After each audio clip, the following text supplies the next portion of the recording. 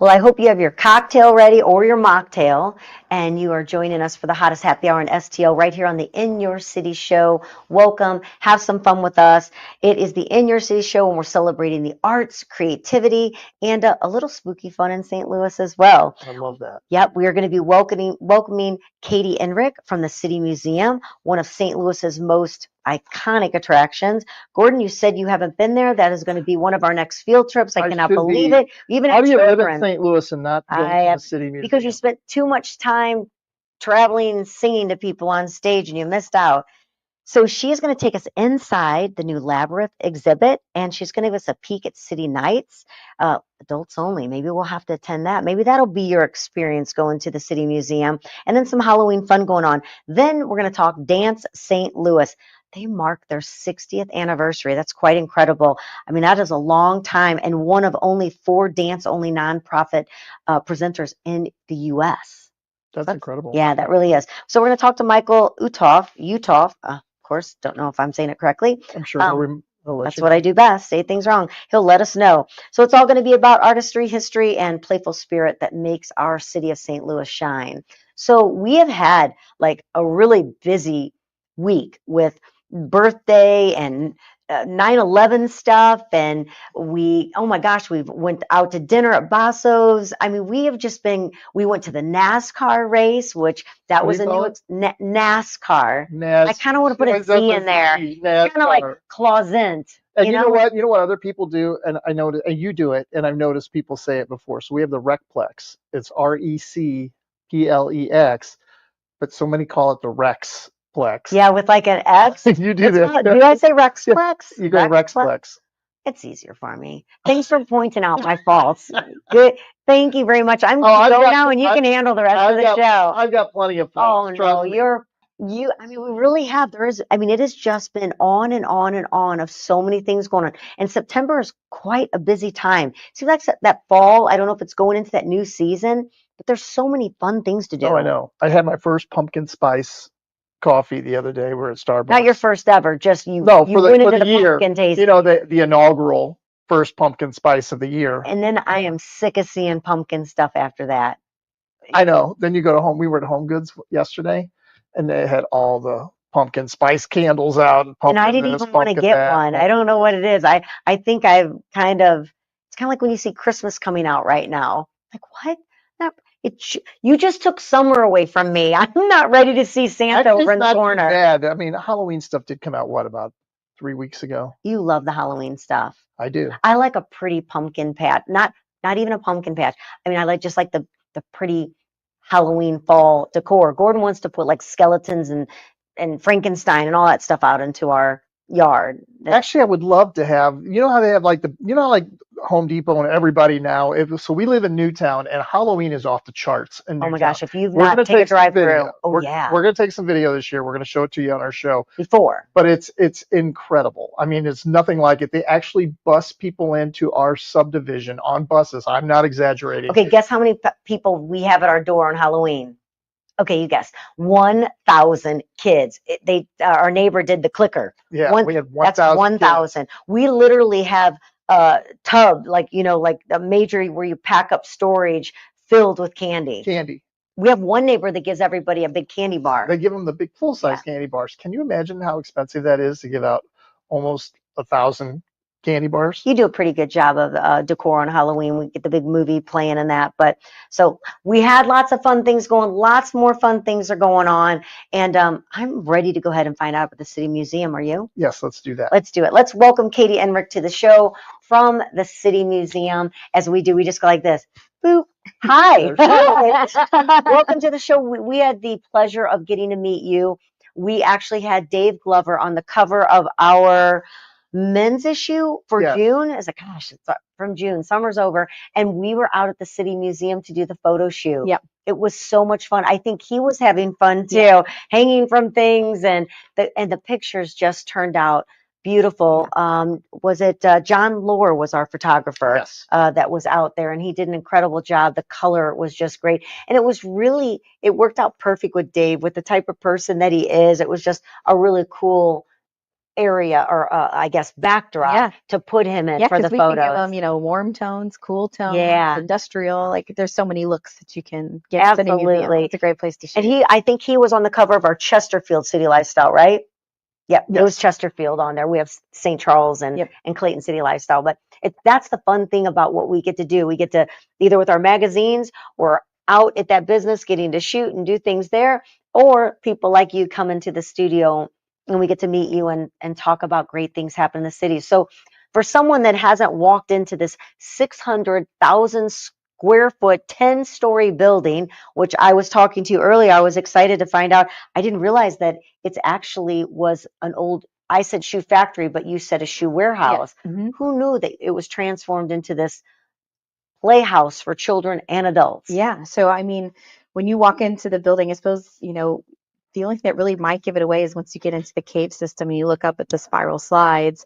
Those spiral slides are where the shoes were transported from upper floors down to the lower floors. Really? And then when you look up the staircase, the balusters that spin, that people like to kind of run their hands around and spin them, those were on the conveyor belt as part of that system of, again, moving inventory. I wish I would have known that. I mean, we were all about the shoot and getting him. I didn't really get the tour of it, knowing that how you repurposed items from the shoe factory. Yeah, I mean, a lot of things that were in the building have been repurposed. The pan wall that's around the, you know, the first floor bathrooms, those were in the building when it was acquired. And you know, Bob Castle always said anything was a brick if you had enough of them. So if he had enough of anything, that's how you see lots of walls that are glass bottles, these pans, printer plates, all sorts of that kind of style throughout the museum. So with 10 stories and all the square feet, and I was just there recently, so got to see all the anything new updates and that. Did it just start out, like, did it get opened with all of these stories and all these areas, or has it slowly kind of been built up to the way it is with renovations? Yeah, you know, I think it was slowly built up. You know, I'm not a native St. Louisan. I've been here 8.5 years or so, and, you know, came from Chicagoland. And the first thing people told us, like, when you get there, you have to go to the City Museum. And we said, what is it? And like a lot of St. Louisans say, they're like, no, I'm not giving it away. You just have to go see it for yourself. You know, so when I started working there, it's learning all sorts of stuff about the space and how it sort of came to be. And when Bob and Gail purchased it, they really were looking for a place to do big sculpture. And so it's this big empty warehouse of a building. It can hold heavy material.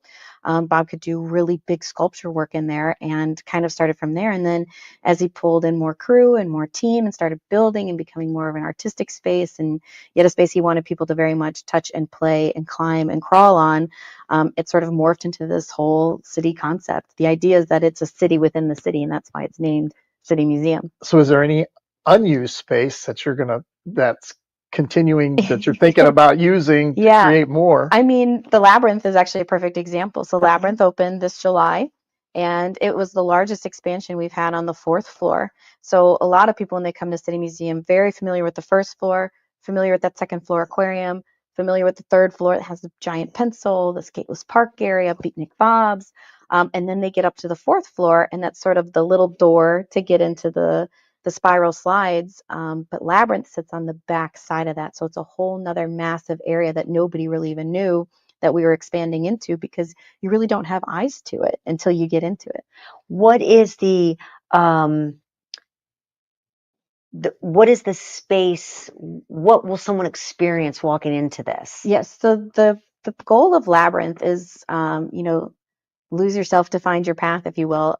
We don't like dead ends at City Museum. So every space that you can walk into, there's another way out, which is sometimes what makes it a little challenging for parents with little kids. Because they're like, oh, I'm in this room, I'll stand at the door. Right? And then they don't realize there's a slide or a hole in the floor or a spiral staircase that could take somewhere else. So when you get into Labyrinth, you can take it, you know, 3 ways. You can crawl through it if you want. We have little mouse holes you can go through. You can climb it, lots of climber experiences in there. Or you can just walk it, just as like a normal maze pathway. And then inside Labyrinth is the museum's 3rd largest active slide. So it slides from Labyrinth down into the 2nd floor aquarium. Oh, that's phenomenal. Yeah.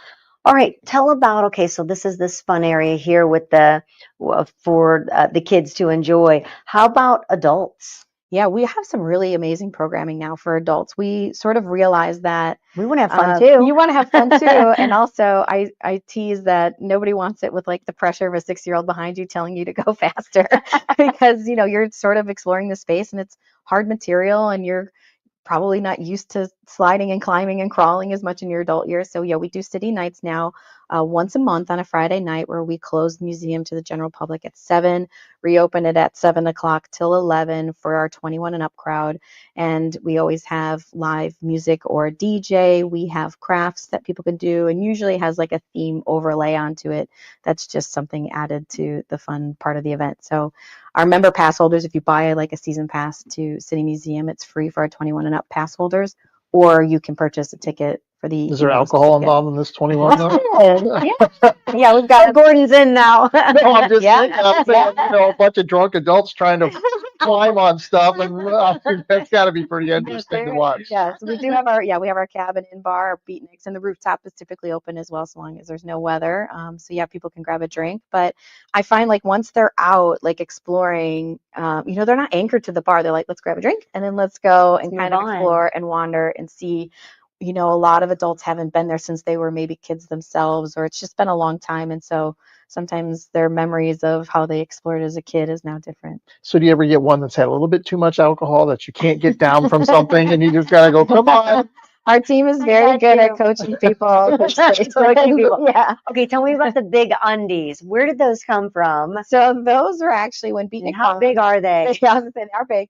They're the entire backdrop of our beatnik. They're so fun. And they were, brought into Beatnik Bob's as just sort of this crazy anchor piece to that space, because that space is so like cool and kitschy. And then I don't know if you remember last March of 2024 on 314 Day, we decided to try to break a Guinness World Record of most people wearing underwear on their heads. Oh my gosh. And we bought underwear that looked like the giant pair of underwear, and basically had 300 and some participants end up participating, and we achieved that goal. So City Museum is the holder of the Guinness World Record of most people wearing underwear on their heads. So many fascinating happenings there at the City Museum. That's fantastic. Yeah. All right, we were just talking about, before we were able to start talking to you, we were talking about Halloween, of course. Yeah. And fun things going on there. You have a lot of Halloween activities that are going on at the City Museum. Tell us about that. We do. We are fully in the Halloween game now, if you will. So we host Fright at the Museum, and this is a month-long event. So we start this October 1st, and it runs through October 26th. So it's Wednesdays through Sundays through the entire month. And we have decor everywhere. Right now, we've been pulling all the decor into the museum and getting it placed. We also have a big live show in our auditorium, and that is featuring like a fire performer, and then it will also have sort of like sideshow acts. So think of those people that like pound nails into their nose, or like swallow swords, that kind of stuff. So kind of old school circus type. Yeah, we're not jump scare, run, gore. Yeah, we're a little more oddity, curiosity to fit a little bit more of the City Museum feel. And then we have like a witch that will do storytelling with kids. We'll have some wandering like ghouls characters this year, and we're going to have a seance room this year. So it's all month long. We're a great place, especially like if you want to go do haunted houses and such at night. The museum is actually, we've got blackout curtains up, so it's much darker during the day, so you can kind of get some of that feel during the day and then still go enjoy your nighttime activities later on. Well, the City Museum is definitely one of the most visited attractions in St. Louis. Tell us about the bus at the top, because I'm pretty sure that someone told me that was their bus when they were a kid. Yeah, we see it pop up on social media. Like whenever we post something about the bus, somebody's like, that's my school, or that was my school, or that was my bus. Like definitely people comment on it all the time. Can you imagine watching that get placed at the top? I mean, obviously you weren't here, you were in Chicago at the time. Yeah. To see that bus getting placed at the top of that building must have been quite an attraction for the neighborhood to be watching that. I think what happened a lot with, Bob and his crew is when something really like amazing or big arrived, it was like all hands on deck, let's get it somewhere and get it ready to go for people to see and enjoy. There was not like, okay, let's go tuck that away and like maybe draw up a plan for it later on. It was sort of always like, go, go, go, move, move, move, and let's keep building something interesting and and visually interesting. I mean, you never see anything like that, right? I mean, Right. when we first went to City Museum, we're like, oh, now I know why people told us, like, don't look it up, because there's just so much feast for the eyes, even just pulling up to the place. So if someone was going to spend time at the City Museum, how much time would you say they need to allocate to have to get the full experience? Yeah, I would say, like, we like to tell people, like, at least 3 hours gets you like a good amount of time on average, I would say. Now, if you're somebody that's like, nope, I'm going to want to do everything in the caves, I'm going to try to find every single slide, I'm going to climb every climber in the space, do the entire front monstrosity area all the way up to the rooftop. We definitely have guests that are like, we spent 6 hours there and I feel like we still didn't see it all. But I would say on average, 3 hours is probably what people could generally get themselves around. And you around were the space. talking about an attraction where they could be on one floor and slide to another. Is that Yeah. correct? Mm-hmm. So just as a parent, Mm-hmm. how do you keep track of your children? I'm one of those, my grandkids call me Safety Nana. How does one do that? Let's say Yeah. with a child, and maybe the parent is not able to slide Yeah. down or follow them. Yeah, it's tricky, right? Yeah. And I have twin daughters, so when we moved here, they were Oh my 8 gosh, and you a have half. two at the same time Yeah. in there. They were 8 and a half, but we were just like, to stay together. Like, that was sort of our first rule, is it's good for you to come with like other kids or other families and friends, because then at least kids generally tend to stay together. And See then there's parents running. Yeah, right. I'll be there in a minute. And then there's only really one in and out of City Museum. So a Sure. lot of times they end up, if a kid separates from a parent, they just kind of make their way down. And if they haven't found one of our team members at that point, they get themselves to the front desk, and we have people write their kids' phone numbers on the wristband if the kid doesn't know it. Idea. And then we're just calling them. And we try to tell parents as they come in, like, when you separate from your child, it's okay. We've got a whole process for this. Like, try not to get mad at them. They didn't do it on purpose. No, They it's didn't too go down a slide exciting. knowing they were going to be, 2 stories away from you at that point. Because I know when we first separated from the girls, we were sort of freaking out. And of course, they come out and we're like, where did you go? So I try to tell them, like, don't get mad at your kid. If we have a solution, we'll get them we'll get them all reacquainted. And for the most part, we really don't. And we don't have any like lost children. We just sort of have like, there's a little gap of time in there. Yeah. Do you have also the ability for children with special needs? Yeah, I would say it depends on, honestly, like what a child has needs for. We do work with Easter Seals Midwest, and we do an event with them every January where they do a morning time with the museum where all the music is off. It's a controlled number of people in the museum. They bring all their volunteers out, so if kids need any sort of special assistance, they're there to help. And we're always open to those sorts of partnerships with organizations that want to do something very specific to a group of kids that may have a hard time coming to City Museum on a regular Saturday. Mm-hmm. We also encourage some people that when they reach out to us, that these are also the times where it's a little quieter. Kids are back in school. So if you've got flexibility to come like on these weekdays or sort of these Sundays when school's in session, the museum is a lot less, humming with like chaotic energy. It's Sure. a little bit more quiet, a little bit easier to do with kids that maybe have a hard time with a lot of the noise. And I guess it changed with seasons. Like you have Halloween come up. Is there something to look forward to? Have you planned already ahead that what will be happening for the holiday season? Oh yeah, we do also Weirdly Wonderful Holidays, which runs from basically the Friday after Thanksgiving all the way through winter break. So I think this year that's for most kids January 4th. And we have a Santa that's in town, and our Santa's a little different. He's more of a workshop Santa, so he's working. He doesn't sit and take pretty pictures with you in his robes. He's in his workshop and he's working, and that's it's a differentiator of City Museum, is that it's an active building, it's a working building, it's a builder's building. And so we have that, and then we also have Mrs. Claus there, and she'll do storytelling and that kind of stuff. But then the whole museum will be decorated with different lights and different setups in there as well. So it's really cool. And also on some of those floors or certain distinguished floors, people are able to have special events there too, right? Or weddings? Yes, we host a ton of event rentals. What a beautiful place to have a wedding. Yeah, and people do some really cool things. John Lohr, who did the photography, that was where he had his reception. Yes. All of a sudden it just hit me. I was so excited to be back where his reception was. I was at the City Museum once. I DJ'd a wedding there when I had my DJ company. So you were But I there. no, I but you didn't wasn't. get to experience I didn't it. get to experience any of the cool Yeah. stuff. It was just in that Into the room, into the room, play the up music. the freight I was elevator, gonna and say, into did the you get room. the freight? Yeah. A little bit you got to experience it. Yeah, that's so cool Yeah. to remember, talking about that as Yeah. well. So for you being there, what's one of your favorite areas that you just love to walk through and you're inspired every time? I love monstrosity, which is, the front exterior of the building. So my office, I luckily get this really great view of all of monstrosity. And so you can see people, they almost look like hamsters going through these tunnels up in the sky. And then they're going through the airplane out there. They're out on the castle. Like people walk out there with such like a look of like amazement and wonder that whenever I'm like manager on duty, I'll go out there and walk those and climb the castles. Because one of them has like a little dungeon room in the bottom, which I didn't realize until like 6 months working there because I had not made it out to the far castle and gone down to the lower level of it.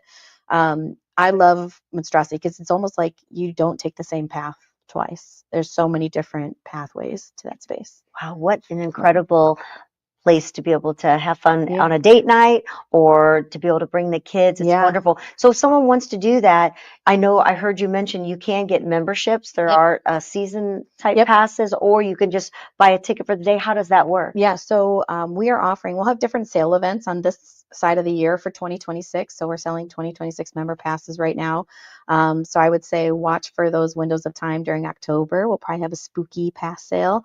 We like to do things around the holidays because people like to give them as gifts as well. And then towards the end of the year around winter break time. Oh, what a great idea for Yeah. a gift. And then it's good all the way through December 31st, 2026. So it's got a really nice long shelf life to it. And What comes with unlimited a visits. membership pass? Yes, unlimited visits. You get rooftop access. You get 10% off on discounts, merchandise and food in the museum, and you get some bring a friend tickets. Oh, that's perfect. Well, thank you so much, Katy Enrique from the City Museum. You must check it out for yourself.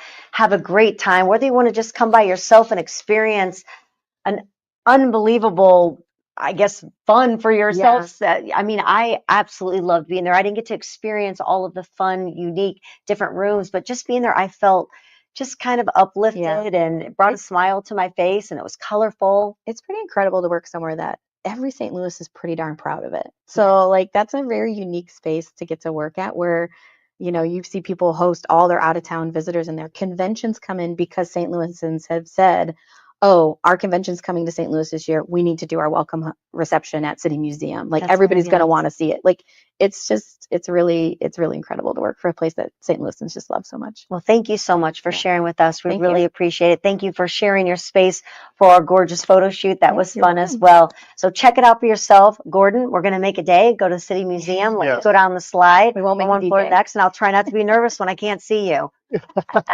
All right. Coming up next, we're going to find out about another great happening here in St. Louis, which we're, one of only 4 that's part of that, and that is Dance St. Louis. So stick around, fill up your drink, whatever it is you need to do, and be right back with the In Your City show. Thank you, Katy. Thank you.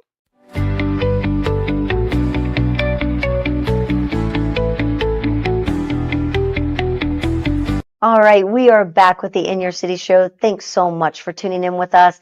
We had a great interview with Katy Enrique with the City Museum, and now we're going to change it up. We're going to be speaking to the artistic director, Michael Uthoff. Correct. Okay, he is with Dance St. Louis, which, how exciting. It marks the 60th anniversary. That's absolutely incredible. And then also, a lot of people might know that Dance St. Louis is one of only 4 dance only nonprofits in the U.S. Exactly. That's incredible. Well, that tells you how times have changed. Yeah. One, that we've been lucky enough that in the Midwest an organization such as Dance St. Louis has survived this long. And secondly, that the climate is so precarious that those of us who are still struggling are only 4 in the country. Unless you get the backing of universities or something else, it's just very difficult and a very expensive business. Yes. It's a very unique legacy that you are carrying on. And Oh yeah, I mean, I think what Annalisa Mertz decided to do in 1962 was the seed of something that has bloomed everywhere. And at that time, there weren't that many people even attempting to do that. Mm-hmm. And her main goal was, at that point, simply to bring the the artistry of one particularly American contemporary choreographer, Alvin Nicolai. And the idea flourished in such a way that everybody thought, well, why one? Why not 10? And eventually it outgrew her and outgrew her own, vision for the thing, and it became a major, major presenter. That's incredible. So tell us a little bit, for people who don't really understand or know what Dance St. Louis is, why don't you give us a little background about that? And honestly as well, where does your creativity as an artistic director, where are you coming from, Michael, being part of Dance St. Louis? Well, the easiest way to explain how I came to be would be unemployment, but that's not quite right. Yes. I mean, I had a career for many years. Matter of fact, I was born into dance, although I didn't participate in dance until I was 17 and a half. Came to New York, studied at Juilliard and the School of American Ballet, danced with the Joffrey Ballet, became a principal dancer, danced with the Jose Limon Dance Company, which was a major modern dance company. Got bored with all of that, toured with a small group, went around the world. I then married, and with a kid, I decided to settle down. So I went and founded the Hartford Ballet. I did that for 20 years, and went to Arizona for 15 years. Then they called me from Argentina, which was a big mistake, and I went there. And then Sally Bliss, who had been my predecessor, and I had danced together at the Joffrey, and we were doing a project together. And then she said, I'm going to be leaving. Why don't you come to St. Louis? And I think with all your background, with everything you've done, this would be a terrific job for you to do. And I thought, she's right. It's something that I like. It's something that I can look at dance, not like this, but like this, look for everybody. So then I began to think of myself almost like a curator.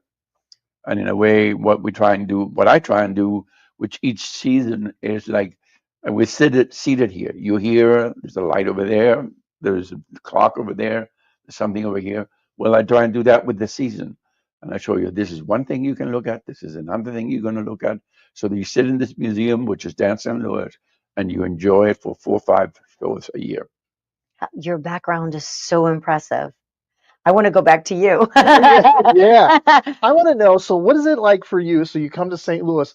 What is the difference between all the places that you've been? I'm sure there's different. I mean, because just like, let's say, for example, we live in St. Charles and we go to St. Charles. St. Charles is totally different than Midtown St. Louis. Yes, it is. And is it the same way with dance? And when you go to different areas and different cities and different countries, what is that like?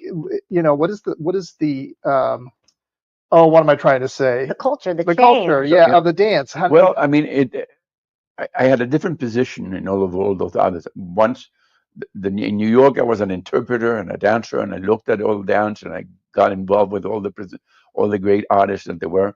Then when I moved out of New York, I became a producer. I created dance, trained dancers, built choreography and things like that. With Dance St. Louis, it's a little bit simpler than that, because what I have to look is a panorama of what's available out there to give to the audience. When I came here, my predecessors, especially Sally Bliss, really had done a tremendous job. Much of the great works had been presented. But then the economy collapsed. We started getting all the recessions happening, and 2008 collapsed. So now all of a sudden, then COVID came in. I was going to say. And then we're like, screw you. And now the big problem that we're facing, and that everybody else in the country is facing, is that everybody's trying to make up the losses of COVID. Right. And we as a presenter are taking the burden. All of a sudden, these artists, whom we know personally, who always we could afford, now all of a sudden, well, we want this much money. And I said, well, then stay home. Because I can't afford to pay them. Right. So we have to make, it's a different kind of bargaining position, and having, in a way, not to throw flowers on myself, but having such an extended career, makes me available. Makes me able to reach to all these people on a one-to-one basis and not put up with any crap. Mm-hmm. If I don't like what they're saying, I tell them, and they tell me, but that's okay. Well, congratulations again on 60 years and your impressive background that has led you to be part of Dance St. Louis, which is amazing. Give us a little sneak peek about into the 4 presentations that are planned. Well, one of the things, celebrating the 60th anniversary, we wanted to do something I wanted to do, and which I've always felt, having though I wasn't born. Well, I was born in America, contrary to what Mr. Trump would say. Chile is in America, so I'm an American. But I wanted to show something of what the culture of American dance was all about. And American Ballet Theater, which we opened in November with American Ballet Theater Studio Company, is one of the first major American dance companies established in 1939. And they reflected an entire new culture that they brought around the entire country, traveling by train, by bus, by donkeys, and everything. They went everywhere, and they became now the National Ballet Company. So we're presenting a piece of that, and that's a piece of Americana. Then we're bringing Momix in. Momix is it's what makes America great, but really what makes America great, because this is an individual that has taken everything that there is great about our art form and develop a world of its own and imagine a new world, almost like a Cirque du Soleil, but it isn't Cirque du Soleil. It's much more approachable. So his production of Alice in Wonderland will bring that in context with the idea of bringing American dance to St. Louis. And finally, in April, we bring in Alvin Ailey too, which is a fixture of American dance all over the world. And they're going to be bringing all the works. But what we thought we would do slightly different, we commissioned a new work from them. And they created a new work for their repertory. And we asked them that they entertain using the music of Chuck Berry, who is a St. Louis-based artist, and is also celebrating his centennial, which they're doing. So that particular work will premiere here in April.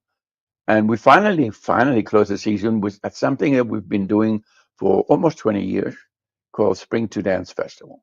And Spring to Dance Festival is a kind of a potpourri of different varieties of dancers that are presented over 2 evenings. We do like 24, 25 different acts, and they are given to the audience for a very nominal fee. The idea is that come in, don't be threatened. It doesn't cost you very much. If you don't like it, close your eyes. The next thing is going to be better. And working like that and develop something that in some ways has been very impactful for St. Louis, both in the dance world and here and outside of it. So for someone that is new to dance, you just talked about, the 4 presentations that are planned. They're new and they've never experienced Dance St. Louis. What would be your performance this season that you would say, this you shouldn't miss? Since I built the program so that you wouldn't miss all 4, I couldn't tell you one because they're so varied, so totally different. Each work will capture your imagination. So if you want to venture into one of them, come in, unafraid. You will have something very special about dance. And I couldn't tell you which one. Now, Alvin Ailey would be the easiest one to say because it's such a popular show. It's such a world-renowned thing, and it's such appealing to the soul that everybody flocks to it. It's always sold out. How has it changed from when you were in dance, of course, and you had your child, which it turned you into another direction? Children do that, don't they? What have you seen the change in the world of dance since you began to where it is right now? Well, I think I was very lucky. I came into the dance world in a time when there was a lot of change about to happen. There had been a group of people that had worked through the 20s, 30s, and 40s into the 50s, creating a new world of dance, and they've aged. And then over in the 60s, when I showed up in New York, we were the new generation that was working with these incredible gods of dance that had made the path for us. So we were the Johnny Appleseeds. We took whatever they told us, and then we decided the world is our apple. Everybody went to New York because they thought that was the apple. Well, we'll take the apple to the world. And many of us left New York to try and produce dance in different ways. And that's why you have the booming thing about how many dance schools are all over the country and how many dance companies there are. Now, having said that, you can say, not everything was good. Some things were not very good that were produced at such. The quality wasn't there. It needed to develop. But so in a way, we have a real dichotomy in that there is more opportunities for young people, but there are so many young people now that they have more problems than we did. Oh gosh, what advice would you give to a young person you got into dance at 17, right? Yeah. What advice would you give today's 17-year-old that wants to get into dance in today's world. They start out A younger. 17-year-old. Well, to realize that it's not going to be easy because. Or should they start earlier? It's a lot earlier.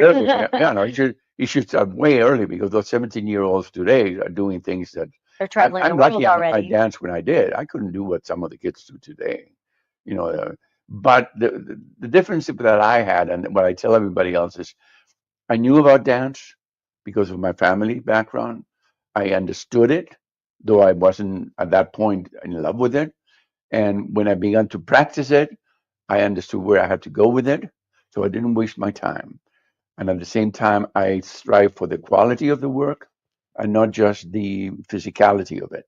And not just to look good, but to see how can I expand it? How can I be greater than the total of sums of things that were happening? So if you really have that passion, I would say learn about dance, learn what you like, focus on who you want to do, and then aim for that and give yourself the chance to make it happen. But don't waste time if it's not happening. Sure. Right. I told my daughter when she went to dance, I said, go anywhere for 2 years. But if it isn't happening, don't bang yourself against a wall.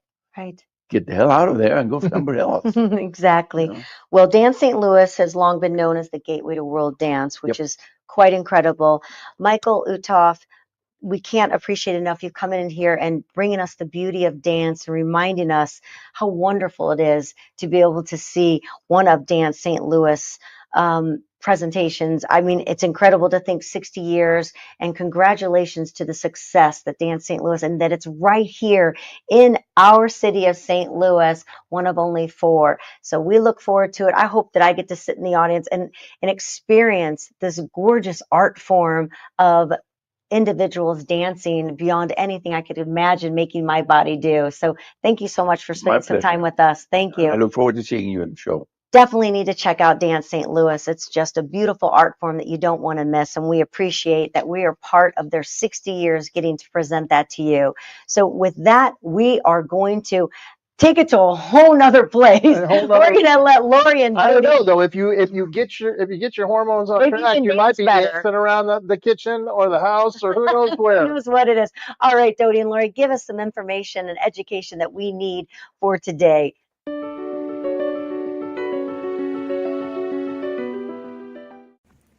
Welcome to Fast Track Fridays. I'm Dodie. And I'm Laurie. And just a quick heads up before we dive in, and we say this every week, we are not doctors. We're not trying to be doctors. We are just 2 really kind of curious midlife women, and we have been blindsided by enough symptoms that we have started asking a lot of questions, and we are here to share them with you. Yeah, like we can be annoying with our questions. So today's question is, why does Listerine feel like it's setting our mouths on fire? Yeah, so we did a little bit of digging, and what we found was pretty wild. That little bottle on your bathroom sink, it's got a story, it's got a history, and it starts in a surgical ward and not in a dentist's office like you would think. Right. Everybody thinks that. So here's the deal. Listerine was actually invented right here in St. Louis in the early 1800s. It wasn't for breath. It wasn't for our mouth at all. It was made to disinfect surgical wounds in a hospital. It was named after Dr. Joseph Lister, and he was the pioneer of antiseptic surgery. And at the time, people were dying on the operating table from infections, and they were just starting to understand the importance of sterilizing their tools and their hands. So Joseph Lawrence, a local chemist, created this powerful mix of alcohol, menthol, and essential oils, and it worked. But soon after, Listerine became the Swiss Army knife of medicine cabinets. Yeah, over the next few decades, it was used for everything. Dandruff, foot fungus, floor cleaner, gonorrhea. I'm not even joking. You could buy a bottle and use it to scrub your toilet and to gargle, like a 2-in-1. So disgusting. It wasn't until the 1920s that it was marketed for something called halitosis. We all do not want halitosis, which, by the way, was not even a real medical condition back then, until Listerine's marketing team made it a condition. So basically, they created shame around bad breath so that they could sell you a solution. And that campaign quadrupled their sales and changed the way that companies would market to women and to humans forever. Right.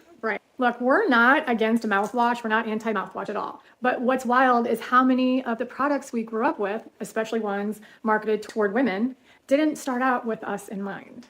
Yeah, they started as chemical disinfectants or industrial solvents or wartime medications. And then someone slapped a self-care label on it and they put it in a pretty bottle and they sold it to us. Right, which is always attractive to women. So when you're in your 40s, 50s, 60s, and your hormones are shifting, your gut's more sensitive, your immune system's changing, and this stuff really starts to matter. Yeah, it's important. And alcohol-based mouthwash, for example, can disrupt your oral microbiome. Your oral microbiome is like a little ecosystem that's in your mouth, and it supports your digestion and your immune function, and even nitric oxide production, which affects your blood pressure. Right. Plus, it can cause dry mouth. It can cause irritation and even more bad breath long term. Talk about long-term halitosis. So that burning feeling, that's not freshness. It's your tissues reacting to high levels of ethanol. Yikes. Ethanol. Yeah. So if you're using Listerine because that's what you've always done, maybe it's time to rethink that. There are cleaner alternatives out there, and you don't have to be loyal to something just because your mom or your dad or your grandma was, or because you saw a commercial. Right. This is what Fast Track Friday is all about.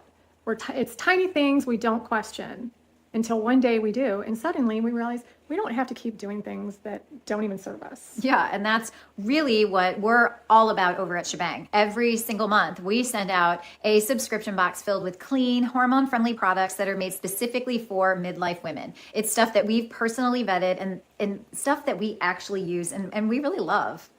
Yes, we love all these products that we're trying, but if you're tired of reading ingredient labels and Googling what's safe, we are doing the work for you. We're doing everything. Yeah, so you can check us out at getshebang.com, or you can come hang with us on Instagram at shebangmenopause. That's where we talk all things hormones, midlife, personal power, being amazing women with zero shame and lots of real talk. Right, so that's it for today's Fast Track Friday, and thanks for joining us. Yep, see you then. See you next week. See you next Friday. Thanks, Dodie and Lori. Shebang has got it going on. Yes, they always do. Or maybe they help you get it going. You know what I love too? They're always in a different room.